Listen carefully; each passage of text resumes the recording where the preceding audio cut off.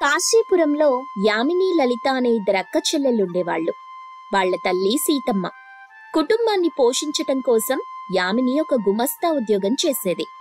అయితే యామినికి పిసినరితనం ఎక్కువ. తన జీతం డబ్బులను పొదుపుగా వాడేది.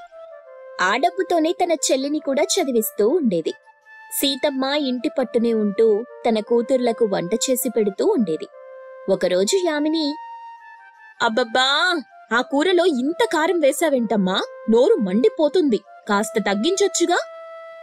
"వొస్సయ్, ఆ మధ్య ఉప్పు వాడితే బీపీ వస్తుందని ఇంట్లో ఉప్పు వాడటాన్ని పూర్తిగా తగ్గించేశావు. ఇప్పుడేమో ఇలా కారం కూడా వెయ్యకుండా చేద్దామనుకుంటున్నావా?" "చూడమ్మా, వచ్చేటప్పుడు ఉప్పు ప్యాకెట్ తీసుకొస్తాను. నీ ఇష్టం వచ్చినంత వేసుకో, కానీ ఈ కారం మాత్రం వెయ్యకు." "అంటే బయట మార్కెట్లో మిర్చి రేటు పెరిగిందని ఇలా చేస్తున్నావా?" యామిని, సీతమ్మ అలా మాట్లాడుకుంటూ ఉంటే ఇంతలో అక్కడికి లలిత వస్తుంది. "ఏంటమ్మా, అక్క సామ్రాజ్యాన్ని ఎలా ఉద్ధరించాలని చూస్తున్నావా?" "ఇదే తగ్గించుకుంటే మంచిది. ఆ వెటకారం దేనికి పనికిరాదని తెలుసుకోవే. ఇక ఇద్దరూ పోట్లాడుకుంటారు. అదంతా ఆపి ముందు పదండి, వేడివేడిగా తినేసి బయలుదేరండి" అంటూ తన కూతుర్లకిద్దరికీ టిఫిన్ వడ్డించేందుకు సిద్ధమవుతుంది. ఇంతలో యామిని, "చూడమ్మా, నేను చెప్పినట్టుగా 6 ఇడ్లీలు చేశావు కదా?" "చేశానే తల్లి, నువ్వు చెప్పినట్టుగానే ఆ 6 ఇడ్లీలు చేసి పెట్టాను." "ఏంటక్కా, నీకు 6 ఇడ్లీలు సరిపోతాయా?" "అది మీ అక్కకొక్కదానికే కాదే, అందరికీ." "ఏంటమ్మా నువ్వు చెప్పేది?" "నేనింట్లో ఉంటాను కాబట్టి నాకు 2 ఇడ్లీలంట. నువ్వు కాలేజ్కి వెళ్ళొస్తావు కాబట్టి నీకు 3 ఇడ్లీలంట. దానికి మాత్రం 1 ఇడ్లీనేనంట. నేనేం చేసినా మీ ఆరోగ్యం బాగుండాలని చేస్తాను. మీరేం కంగారు పడకండి." "ఛీ, ఇలాంటి పిసినారి అక్కను ఎలా కన్నవే తల్లి. ఇప్పుడే ఇలా ఉంటే ఇక రాను రాను మన పరిస్థితి ఏంటమ్మా?" "చూడు, బస్ వచ్చే వేళయింది. నువ్వు వెంటనే ఆ ఇడ్లీలని బాక్సులో పెట్టుకుని బయలుదేరు, లేకుంటే ఆ బస్ మిస్ అవుతుంది." "నేను ఆటోలో వెళ్ళిపోతాలే అక్కా." "ఏంటే నువ్వు ఇంత నిర్లక్ష్యంగా చెప్తున్నావు? బస్లో అయితే సేఫ్గా ఉంటుంది. నేనేం చెప్పినా నీ మంచికే."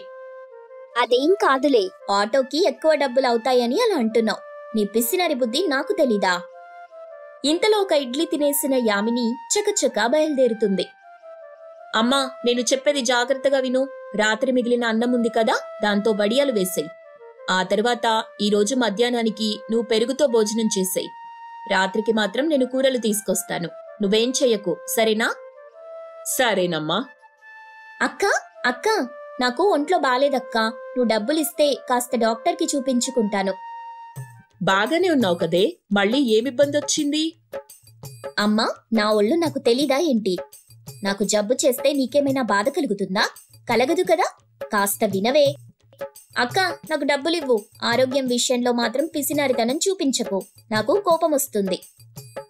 లలిత అలా సీరియస్గా అనేసరికి యామిని డబ్బులిచ్చి అక్కడి నుండి బయలుదేరింది.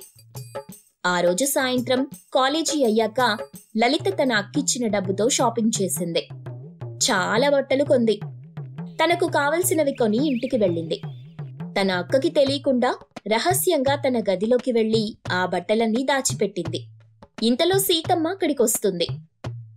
"అదేమో పిసినారిది, నువ్వొక షాపింగ్ పిచ్చిదానివి.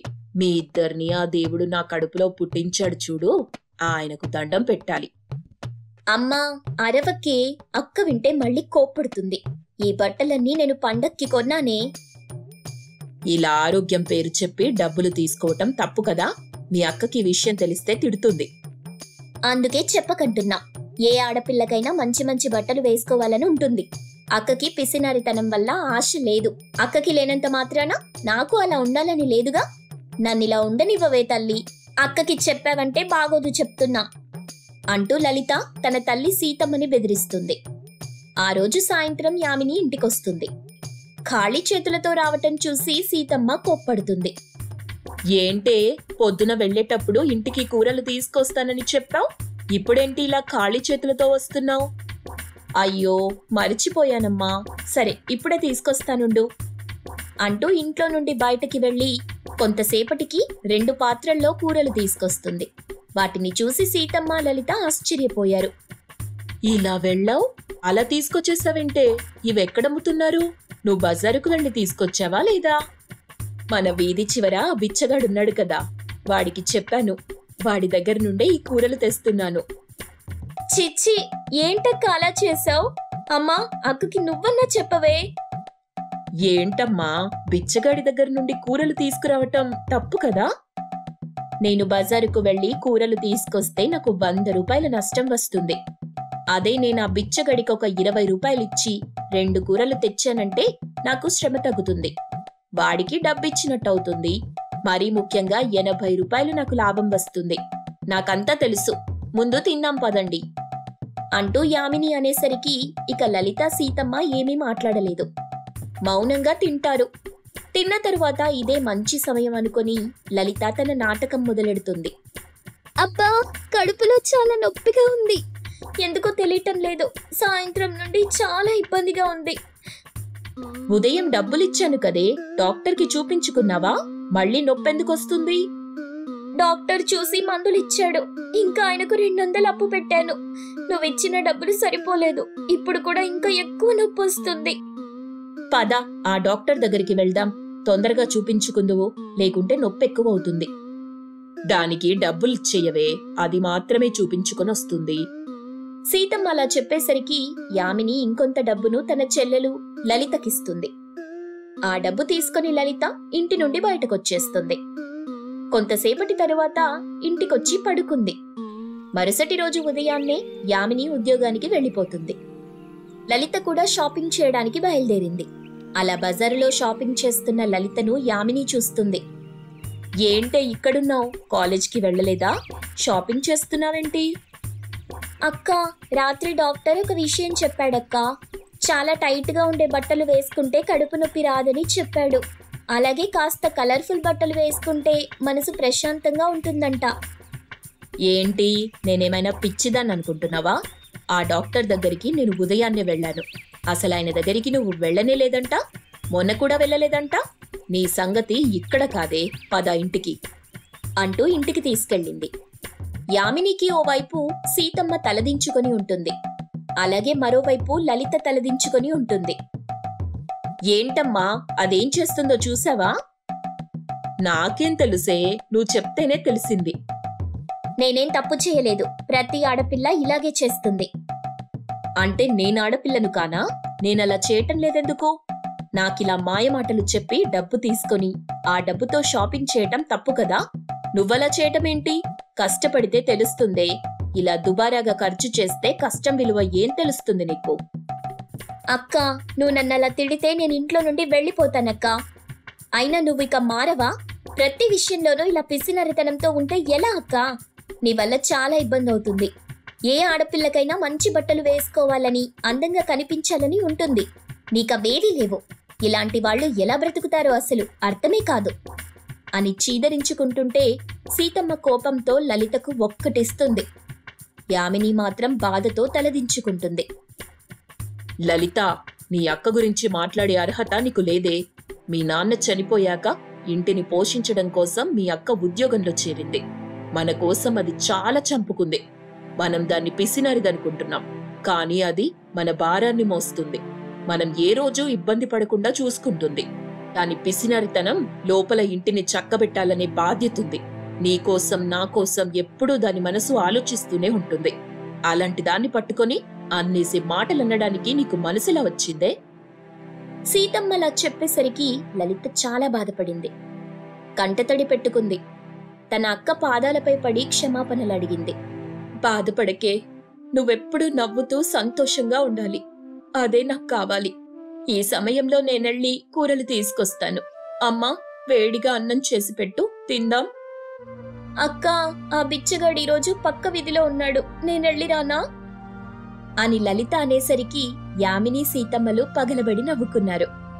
అలా అక్క చెల్లెళ్ళు హాయిగా నవ్వుకోవడం చూసి సీతమ్మ చాలా సంతోషించింది. నిబ్బా నిబ్బి లవ్ స్టోరీస్. ఏంటే వాణి, ఈ మధ్య రోజు కాలేజ్ నుండి ఆలస్యంగా ఇంటికొస్తున్నావు, ఎందుకు అని అడిగింది శిరీష తన చెల్లి అయిన వాణిని. అప్పుడు వాణి కొంచెం తడబడుతూ, అదేం లేదక్కా, ఎగ్జామ్స్ దగ్గర పడుతున్నాయి కదా, అందుకే ఫ్రెండ్స్ అందరం కాలేజ్లో కొంచెం ఎక్కువసేపు ఉండి చదువుకుంటున్నాం. అదేంటే ఎగ్జామ్స్కి ఇంకా 2 నెలల టైం ఉంది కదా. నువ్వు ఎగ్జామ్స్ ఇంకా 10 రోజులుంటాయంటేనే పుస్తకాలు పట్టవు. అలాంటిది నువ్వు 2 నెలల ముందు నుండి చదువుతున్నావా? ఏంటక్కా నువ్వు చదవకపోతే చదవలేదంటావు. ఇప్పుడు బుద్ధిగా చదువుకుంటూ ఉంటే ఇన్ని ప్రశ్నలు వేస్తున్నావు. ఇప్పుడు నేను చదువుకోవాలా వద్దా?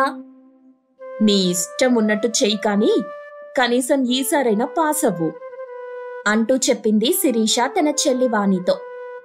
ఆ మరుసటి రోజు సాయంత్రం వాణి తన కాలేజ్ అయిపోగానే ఇంటికి వెళ్లడానికి ఆటో కోసం ఎదురు చూస్తుంది. ఇంతలో అక్కడికి సీను అనే అతను ఆటో వేసుకుని వచ్చి వాణి ముందు ఆపాడు. వాణి ఆటో ఎక్కింది. వాణిని చూసిన సీను, ఏంటి ఈరోజు మేడం గారి మూడంతా బాగాలేనట్టుంది, ఏం జరిగిందో తెలుసుకోవచ్చా? ఎంతో పరిచయం ఉన్నట్టు అడిగాడు సీను. అప్పుడు వాణి, నాకు భయంగా ఉంది సీను.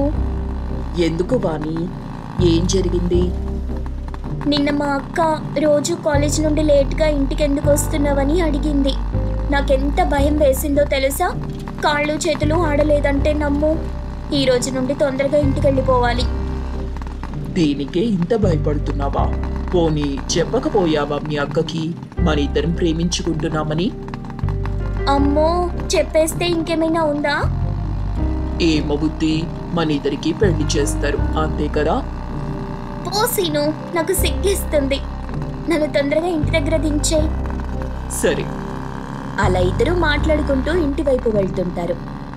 సీను సీను, ఇక్కడ ఆపేసేయ్, మళ్ళీ మా అక్క చూస్తే అదో తలనొప్పి అని చెప్పింది వాణి.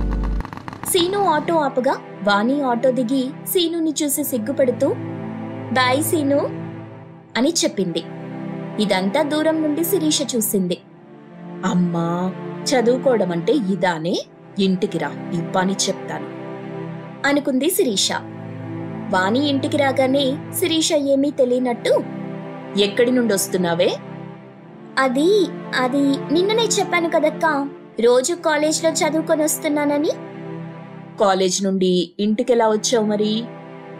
అది బస్లో వచ్చానక్కా.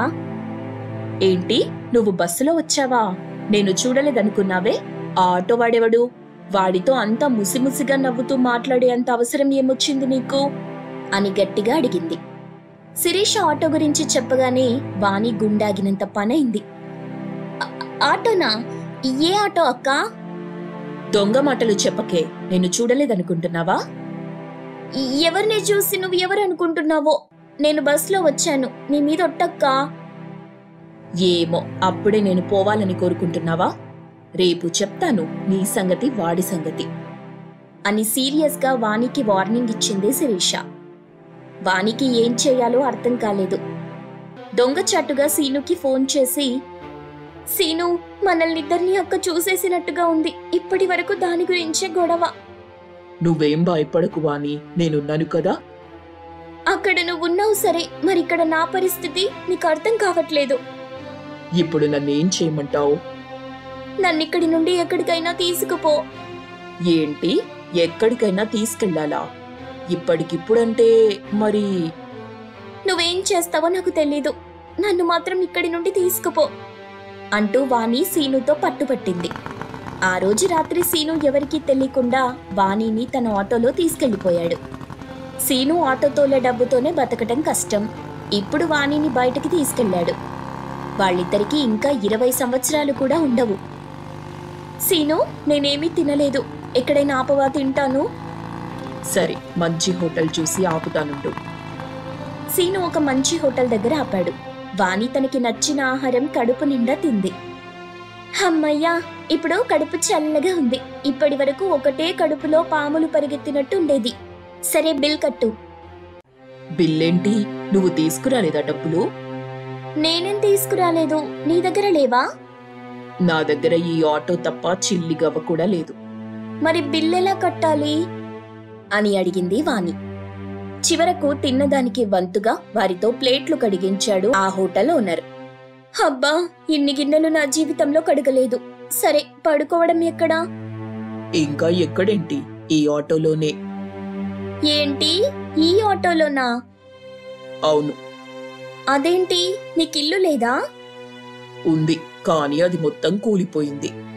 అంటే ఇక నుండి మనం ఈ ఆటోలోనే పడుకోవాలా అంటూ ఆటోలో పడుకోవడానికి ప్రయత్నం చేసింది వాణి. కాని ఒకటే దోమలు. చలి వల్ల వాణికి అసలు నిద్రే పట్టలేదు. ఏంటి సీను, నన్ను రాణిలా చూసుకుంటానన్నావు, ఇదేనా? ప్రేమ కోసం నువ్వు ఇవి కూడా భరించలేవా? రేపటి నుండి మరి నువ్వు నాకు తిండెలా పెడతావు, కాలేజ్కి ఎలా పంపిస్తావు? తిండిదేముందిలే, రోజుకొక గుడిలో అన్నదానం చేస్తారు. ఇంకా కాలేజ్ అంటావా? ఇప్పుడు నువ్వు చదువుకొని ఏం చేస్తావు? అన్నాడు సీను. ఆ ఒక్క రాత్రి వాణికి తన జీవితం తరువాత ఎలా ఉండబోతుందో అర్థమైంది. ఇంకో పక్క వాణి కనబడకపోవడంతో శిరీష వాణి కోసం వెతుకుతూ ఉంది. సీను, నన్ను మా ఇంటి దగ్గర దిగబెట్టవా? ఎందుకు? ఏమైంది వాణి? ఏమైందా? నీతో ఉంటే నా జీవితం ఎలా ఉంటుందో కనిపించింది. నన్నింటి దగ్గర దిగబెట్టు అంది. సీను చేసేదేం లేక వాణిని ఇంట్లో దింపేశాడు. వాణిని చూసి శిరీష, ఎందుకే మళ్ళీ వచ్చావు? అసలు వాడిలో ఏం చూసి ప్రేమించావే? అక్క, సీను ఆటో ఎంతో స్టైల్గా నడుపుతాడు తెలుసా? మళ్ళీ ఆటోలో అన్ని నాకు నచ్చిన సాంగ్సే పెడతాడు. అప్పుడప్పుడు ఫ్రీగా ఇంటి దగ్గర డ్రాప్ కూడా చేస్తాడు అంటూ చెప్పింది వాణి. అప్పుడు శిరీష, ఓసి నీ నిబ్బి ప్రేమ, వాటికెవరైనా లవ్ చేస్తారానే? అంటూ తల పట్టుకుని కూర్చుంది శిరీష.